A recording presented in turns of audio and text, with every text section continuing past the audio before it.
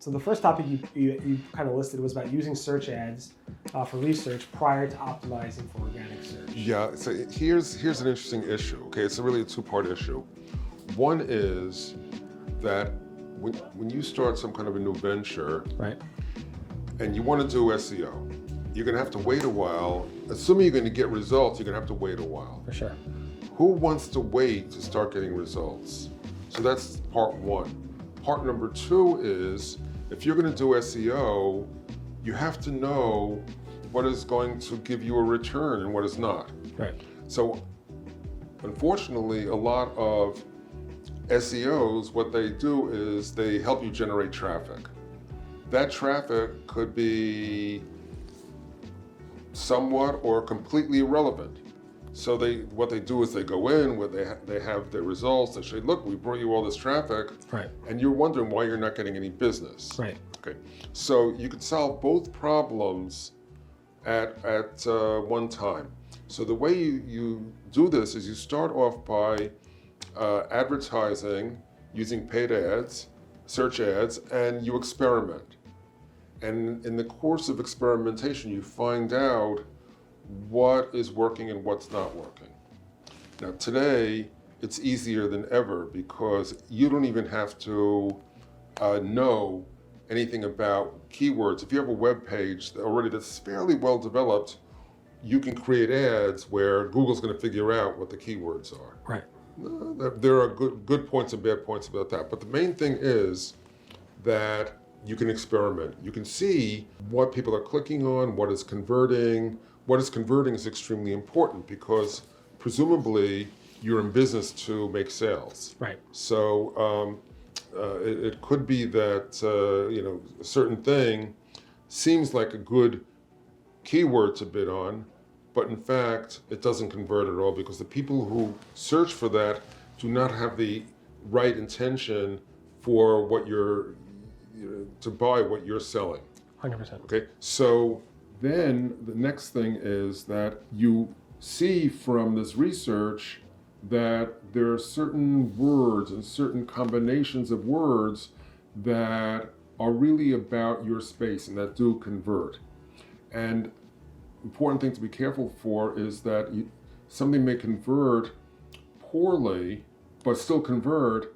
You don't want to reject it because it converts poorly, because chances are it's going to be easier for you to rank for the more poorly converting keywords. So then you have a problem, because if you're in a fairly competitive industry, then it's going to take you a while to rank for those keywords. But on the other hand, to try to rank for different keywords just doesn't make sense. You're never going to be successful. So my strategy is that there's a place for paid ads. There's a place for them on an ongoing basis, and you can't rely on organic search. You especially when some of the keywords that you want to rank for may take you a while before you can rank for them, but you should certainly strive to rank for them. I had somebody come and he wanted to sell me SEO services, and I told him I want to rank number one for these 38 keywords. He said, forget it, you have to pick just a few and rank for those. And I told him where to go, and it takes time. It's doable, but you could rank for dozens of keywords. Yeah. But it takes time to do that. And so if you're going to do SEO, you really need to be prepared to do paid search ads as well. Right. And honestly, I've heard that advice probably even close to 20 years ago, because SEO, no matter when it is and what point of SEO, even back in the early Google days, it wasn't immediate. And if you wanted to see, should I invest back in the old days, like early 2000s, should I invest money in buying links, which was, now it's not acceptable, buying links and stuff, but should you invest tens of thousands or hundreds of thousands of dollars in buying links on these websites, you wanted to make sure that those links, the anchor text in those links, were actually something that converted on your website. So quickly do a search ad campaign on Google Ads, or Google AdWords back then, and say, all right, is this traffic for the keyword phrase X, Y, and Z going to convert? And if so, if it does, then I'm going to go ahead and spend crazy amounts of money on anchor text links with high page rank back in the day, so that I can go ahead and rank for it organically. But even something as simple as talking about these things on your website. 100%. And this kind of leads into something else I wanted to discuss, which is the idea of using what people search for as a way of segmenting them rather than personas. Right. It's interesting you say that, because I had an interview with somebody prior to you that they had their main keyword phrases, and one of those keyword phrases started to trend a lot. And they got crazy amounts of traffic. And they're like, why is this keyword phrase that was ranking really well and converting really well for us starting to explode and then get very little conversions? And it turned out something with one of these games, I forgot the name, one of these games started to use that term. And everybody was searching for, these gamers were searching for it, and people were landing on their ads, clicking on the guy's ads, and he sells flatbed trucks. Nothing to do with the game, and none of that was converting, so we had to quickly adapt to that, which gets into your personas of different people search for alternative keywords or similar keywords or the exact keywords. You kind of have to be on top of that every day. Right. So I wanted to have customized landing pages for different types of visitors. Right. But I realized that I didn't know anything about who these people were, and really I didn't care. I really cared only about what they were looking for. So when someone is searching for, let's say, P.O. Box, that tells me they're looking for a P.O. Box. They're probably looking for the nearest post office or something like that, so they can go and open up a P.O. Box. Right. So I saw that as an opportunity. Anybody who's searching for a P.O. Box could, assuming that we have a mail center that is located near them, we could do a better job for them than the U.S. Postal Service could. Right. Some people are searching for a business address. That's a different kind of a person than someone who is searching for a P.O. Box. Someone searching for a business address is probably looking to create an LLC or incorporate.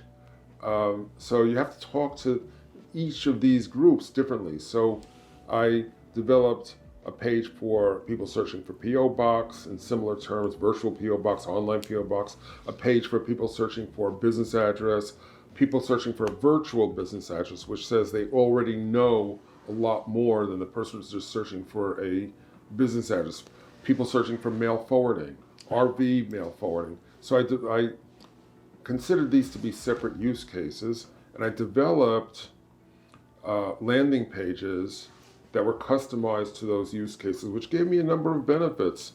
Higher conversion rate, and also a higher quality score for my paid ads, because the content of the page was more relevant to the ads than just sending people to a homepage, which is, really doesn't make sense. Right. A big decision, though, that we made years ago, I made it against the advice of my SEO agency, was I decided that I was going to index all those landing pages. Mm-hmm. And he says, no, those are gateway pages, you're going to be penalized.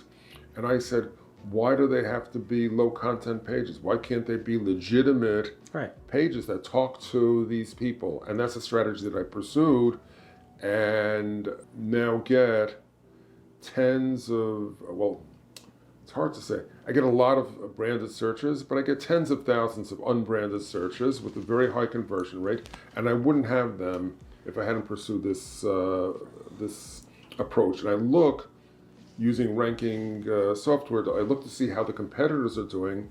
They may be ranking for one word. This one's ranking for this word, this one's ranking for that word, and we're ranking for just about every word. So that makes a lot of sense, yeah, for sure. I mean, not just on, like you said, on the paid side, but also on the organic side, because people search with different searcher intent, you said. The question is, do you use the same, I know a lot of companies have a strategy of using separate, non-indexed, at least organically indexed search ad pages that are really optimized for the conversion, whereas people are also creating a version of that that is more, I guess, Google friendly for organic rankings, because sometimes Google will be like, this is an ad page, very little content, it has a big button to sign up, and it doesn't really show I'm you not much. doing ClickFunnels. Okay. So I use one page, pretty much one page per Search your search intent. term, except that I do have some blog articles. Right. And sometimes Google disagrees with me about where to send the traffic. Right. I want them to send the traffic to a high converting page, and they're sending the traffic to a blog article. Even Google Ads tries to do that. When you create these dynamic ads, Right. it also wants to experiment with sending traffic to blog articles and pages that seem to be very, very low converting. I do have pages that are not indexed, but these are pages that are being used for specialized purposes where if they were indexed, they would interfere with my brand. It's interesting. So you're using multiple landing pages for both organic and paid search for search intent and search term related keywords. Right, and I'm constantly looking to expand that. Right. But constantly looking for new ideas of how to use content, not just to get more traffic, but really to convert more people. Right. It makes a lot of sense. It makes me think, like, I wonder how, I assume the work at home and the pandemic has helped the business overall grow as well, because people are, especially like, I don't need this office. I literally have an office that fits 30 people. Vast majority, 90% of my workers work from home now still. The pandemic is close to over, I hope. I'll probably look back at this video when I publish it and say, like, we're all dying again from this COVID, God forbid, but I don't think they're coming back. I don't think my programmers are coming back to the office. There's a different expectation. Yeah. But the thing is that there's not a clear use case for people who are working remote to use something other than their home address. So I don't know if I want to. I don't want to know if I want to give my clients my home address if they want to mail These people checks. are employees, right? They're employees. Right. So So employees they're are one giving thing, you- but if I you have close their down home this address. office, I'd be like, I'll just set up like a virtual box so I don't have to go to the PO. I don't want to go to PO. I don't want to go pick up my mail at the post office. I want to just pick up whatever I need, or you guys scan the mail with the software. Yep. Right?